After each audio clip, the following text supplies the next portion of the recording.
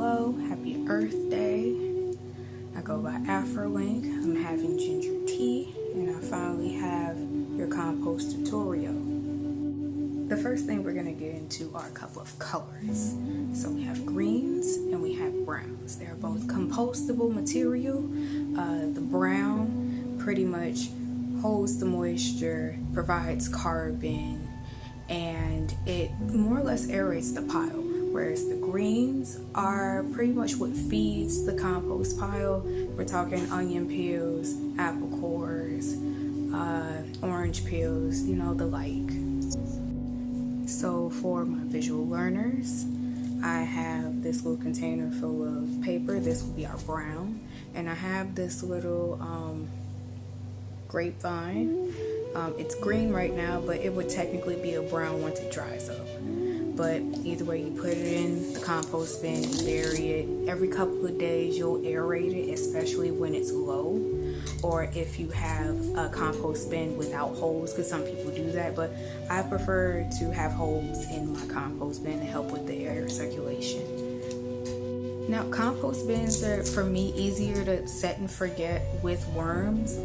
But whether or not you have worms in the bin, you absolutely positively do not want to overfeed your compost bin. If you cannot comfortably bury it, do not compost it. For those of you who are feeling big and bad and want to do worms, I got you. Again, crucial that you do not overfeed.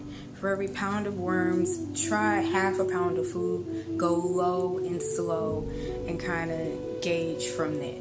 Because eventually the worms will multiply and you will be able to put in more food at a time. This is a slow process whether you have worms or not, so you basically want to give this a solid 3 to 4 weeks before you can actually see some compost, some fertilizer rather.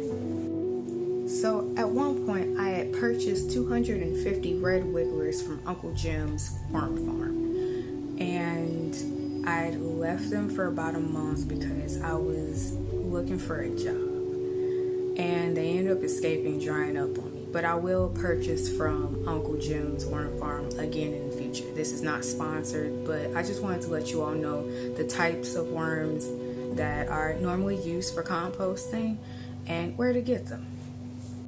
If composting isn't for you, but you still want to keep some compost in the house, I'm pretty sure there might be a service in your area where you can trade the scraps that you have and receive compost in return. Now, I can't speak for other metropolitan areas, but in terms of Chicago, I recently discovered that we have a composting program where you can get a compost bin, an outdoor one, for free.